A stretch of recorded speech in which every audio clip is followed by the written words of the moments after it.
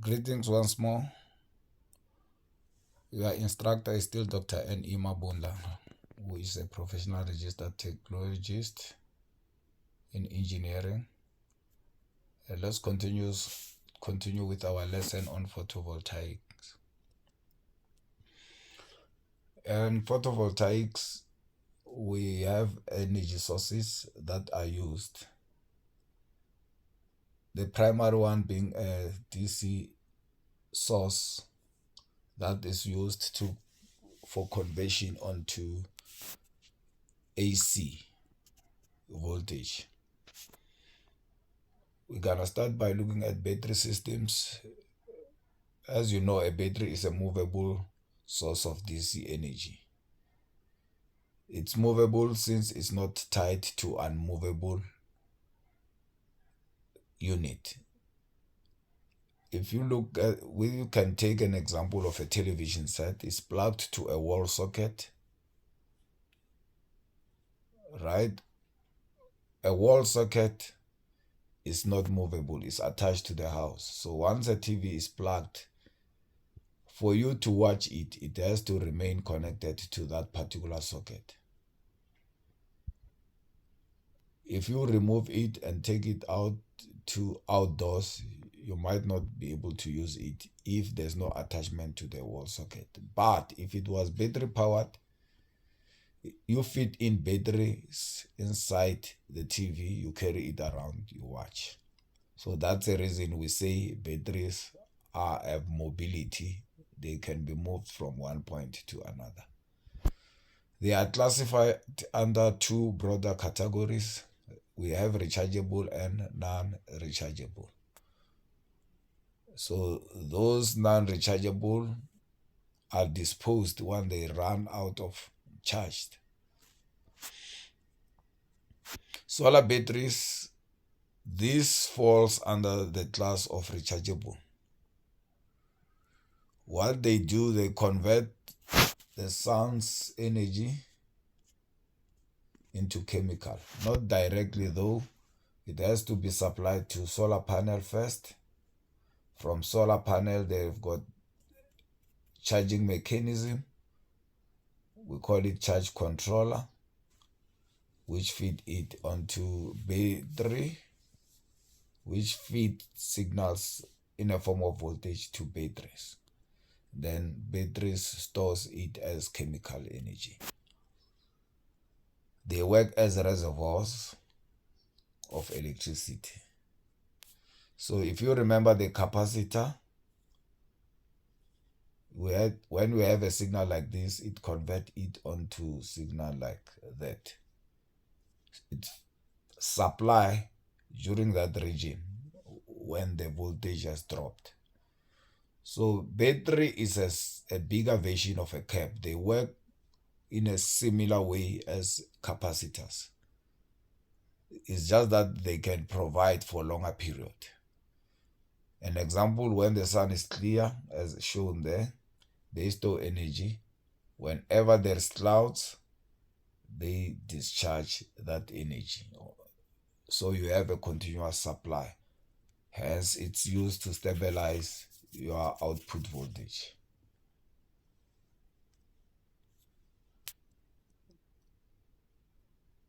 Right, another application, they can be used as an initial provider of current.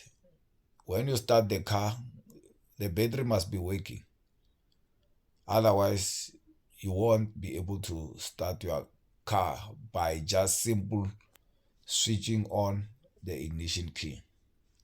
Once the car engine is running, the battery is no longer required. It's charged by alternator systems, provide power to charge the battery, which the battery in return gonna be used again in your next start. Battery parameters, like any other electrical devices, we have things which we used to rate batteries, values. which are used to rate batteries. The most important one is an amp hour that indicate the amount of current that can be given for a certain duration of time. Let's say we talk about 10 amp hour. 10 amp hour. The meaning of this, for 1 hour, if you divide it onto 10, it's giving you 10. You're going to supply 10 amp. Or we look at it this way, for 2 hours, you divide it into 10, you're going to supply 5 amp. And we say 2.5 amp. How long are we going to supply this? We divide it into 10. It's giving you 4 hours. Right, so it's a relation of time and the current, time being given in hours. So it's quite an important parameter. The voltages that we get from different types of battery is in a standard form. You can't just get any random amount of voltage. Quite often we have 3, 6, 9, 12. In the past they even had 24 volts, which is less common nowadays. Now, why do we only have this? From these numbers, you can make a lot of combinations of it. You can make your 15 volts, you can make 18, you can make 24 by simple connecting different voltage types. Now, when you have a lower rated battery, like 12, let's say 12 volts, for you to get higher power, if you want higher power, you will have to increase current, because power is equals to VI. A voltage there is low, then the current must be increased. Now, vice versa, if the voltage is high, then for equal power, you drop the current. So where you have longer cables, you don't want your cables to be strained, you increase voltage. Where there's shorter cables, you can use a high current. Depth of discharge. That simply means the amount that you remove from a battery in amp hours, but given as percentage. So there is your battery, full at 100 amp hour. And then you go down to 50 amp hour. You go down to 20 amp hour. Now, if you take the charge of a battery down to 20, you remove 80. 100 minus 20 giving you 80. So you've gone to 80% depth of discharge. That is dangerous to take a lot of energy from the battery. You might get it to fail charging next time you do it. Discharge rate is how much current you take at a time. So if you take too much at a time, you are straining your battery. Let's say you have that same 100 amp hour battery there, and then you take 10 amps. Considering a depth of discharge of 50%, you can only take 50 amp hour. Right, then it means your battery will work for 5 hours. Discharge rate is 10 amp. But in a safer way, you can take 5 amp and then your battery lasts 10 hours. That's not straining the battery. So that's how much you take in a given time. That's the discharge rate. And the same thing when you charge. You know your chargers sometimes for cell phones, they say uh, you rather put slow charge and charge you for a longer period to preserve a battery. Self-discharge, at time you leave a battery in a shop not used, it loses the charge without any connection. That is self-discharge. Now, we've got an example here on how to build a certain battery that will supply your load. So now we can read through the example. That will take time, of course, but in a nutshell, what they want, we can jump to the final. They want a 24-volt battery which gonna give 20 amp hours. So they give you a lot of batteries. What I can say to you, let's say you want that 20 amp hour given 12-volt battery.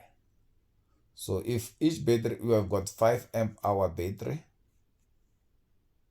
that are all 6 volts.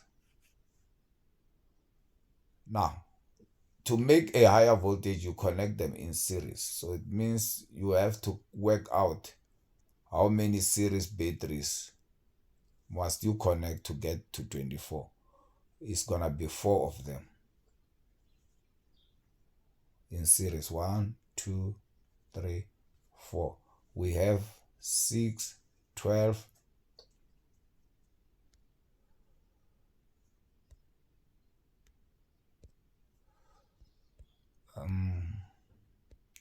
We have 6, 12, 18, 24. Right. Remember, but this is only 5 amp hour. We need 20. So how many chains must we connect? We'll have to get 5 into 20 is 4. We need 4 chains of this. So there's another chain. There are all these things there for us to see well. We have another chain like that of 6 volts, 5 amp hours. Right. Then you go like that. And the last chain. So the 4 in series will give you 24 of 6 volts. Now, the 5 amp hour in parallel will work out to 20. So that's what the example do there. And you see there they made it from combination of 6 volts. They made it another one of 12 volts. Then they make another one, yes, of 12 volts. So they used 12 and 6 to build a 24 volt, 20 amp hour. We simplified that to only using 6 amp hour battery. It's all the same. You can read through this. If you have time, pause it and read and follow the example. We will be able to tell how this battery was made. Now, in a solar system, full solar system, you're going to have these components. You're going to have a photovoltaic array or solar panels that connect to a charging system that we call a charge controller and feeding into the battery.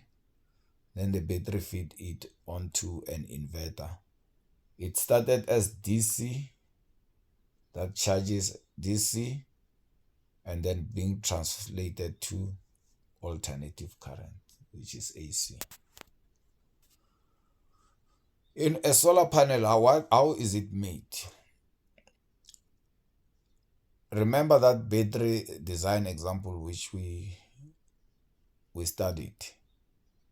You have a photo cell, which is the smallest part, which can only produce 0.6 volts. at around 24 milliamps when you are applied light. So that's illuminated, that's not illuminated. So if you illuminate it, you see there the current has got to something 24 milliamps, I suppose, and then the voltage there is 0.6. Now you have to connect a certain number to get the current which you want in parallel, and you have to connect certain number in series to get the voltage which you want. So this small unit, when it gets light, it produces small current and small voltage. When you interconnect them in series and parallel to form the voltage you need. So, right, if you have a solar panel, here's a solar panel, it will have many solar cells.